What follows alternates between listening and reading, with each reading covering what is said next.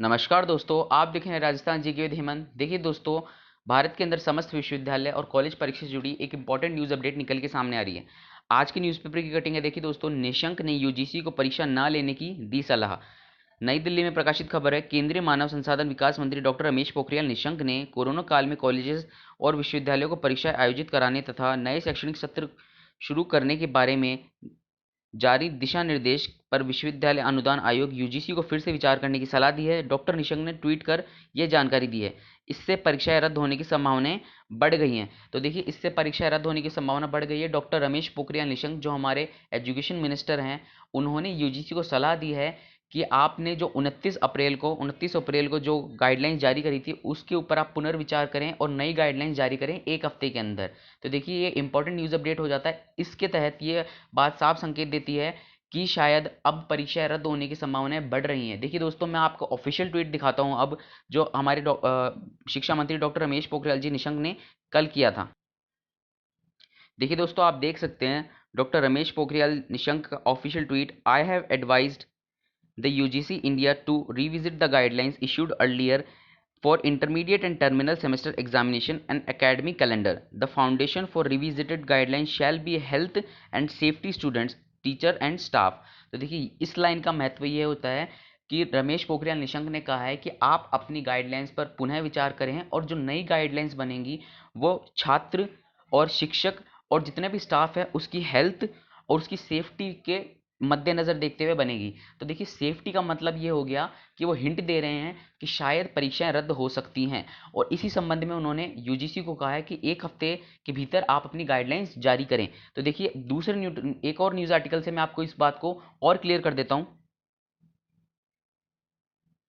ये देखिए दोस्तों, विश्वविद्यालय की परीक्षाएं हो सकती हैं रद्द, नया सत्र अक्टूबर से संभव।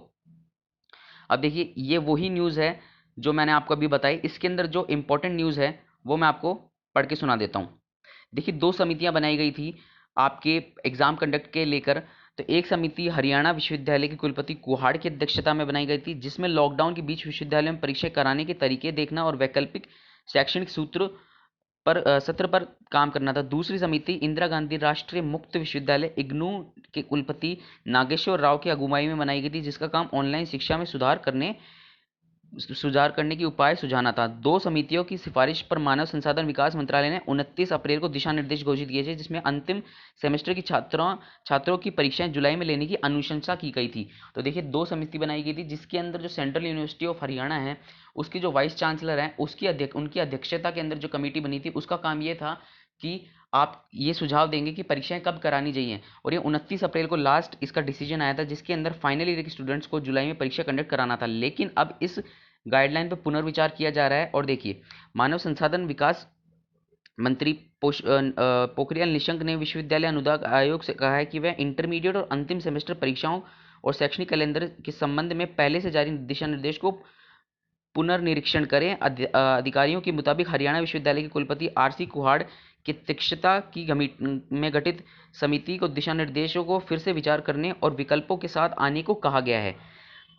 पुनर्निरीक्षित दिशा निर्देशों को यूजीसी 1 हफ्ते में घोषित कर सकता है। तो देखिए, 1 हफ्ते में आपके जितने भी नई गाइडलाइंस हैं, जितने भी नए दिशा निर्देश हैं, वो आ जाएंगे। एक वरिष्ठ अधिकारी ने बताया, मंत्रालय ने स्पष्ट कर दिया है कि संशोधित दिशा निर्देश का आधार छात्रों और शिक्षकों का स्वास्थ्य और सुरक्षा होगी।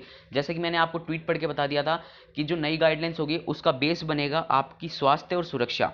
कई विशेषज्ञों का मानना है कि संशोधित कैलेंडर के तहत अधिकतर विश्वविद्यालय की जुलाई में होने वाली परीक्षाओं को रद्द कर दिया जाए और प्रत्येक विद्यार्थी को पहले के प्रदर्शन के आधार पर अंक दे दिए जाएं।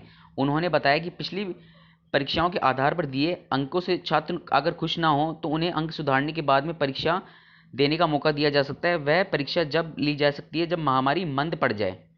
अधिकारी ने बताया कि इसी तरह नया शैक्षणिक सत्र शुरू करने को अक्टूबर तक टाला जा सकता है। तो देखिए, अब पूरी बात आ जाती है आपकी नई गाइडलाइंस पे, नए दिशा निर्देश के अंदर, जो लगभग 1 हफ्ते के अंदर आप सबके सामने आ जाएगी। उन दिशा निर्देशों को फिर राज्य सरकारों के पास भेजा जाएगा और राज्य सरकार फिर ये फैसला लेंगी कि उन्हें दिशा निर्देश मानना है या नहीं मानना। लेकिन आप ये मेरी बात मान के चलिए, जो यूजीसी गाइडलाइंस बनाती है, जो सेंट्रल मिनिस्ट्री गाइडलाइंस बनाती है, उन्हें राज्य सरकार को फॉलो ही करना चाहिए और फॉलो करती हैं। ये यूजीसी की और सेंट्रल मिनिस्ट्री की वो अवहेलना नहीं कर सकते, उनके ओपोजिशन में सीधे सीधे नहीं जा सकते हैं। देखिए दोस्तों, इससे पहले भी कुछ राज्य सरकारों ने अपने स्तर पर फैसला लेके छात्रों को प्रमोट कर दिया, जैसे मध्य प्रदेश सरकार हो गई, महाराष्ट्र सरकार हो गई, आपकी उड़ीसा सरकार हो गई। अब देखने वाली बात रहेगी जो मेजर मेजर और सरकारें हैं, चाहे आंध्र प्रदेश सरकार हो, चाहे आपका राजस्थान सरकार हो या फिर उत्तर प्रदेश सरकार, उनका क्या रुख रहेगा इसके सामने। मुझे लग रहा है गाइडलाइंस आने के बाद ही अब आप लोगों की फ्यूचर डिसाइड होगा कि आपकी परीक्षाएं होंगी या नहीं होंगी। तो देखिए, अगर आप चाहते हैं कि आपकी परीक्षा ना हो तो प्लीज़ वीडियो को लाइक कर दीजिए, चैनल को सब्सक्राइब जरूर कर दीजिए और कमेंट बॉक्स में रखिए न्यूज़ आपको कैसी लगी, पॉजिटिव न्यूज़ लगी, हमारी शिक्षा मंत्री ने जो कहा है वो पॉजिटिव लगा, तो अगर पॉजिटिव लग रहा हो तो प्लीज़ वीडियो को लाइक ज़रूर कर दीजिएगा। देखिए दोस्तों, इसी तरह से मैं रियल और ऑथेंटिक न्यूज़ आप सबके लिए लाता रहूँगा। तो अगली वीडियो तक जय हिंद जय भारत। और लेकिन पढ़ते रहिए सभी, ताकि अगर आपकी परीक्षा लगे अगर किसी केस के अंदर, तो आप उसके लिए पूर्ण तरह से तैयार हों। जय हिंद जय भारत।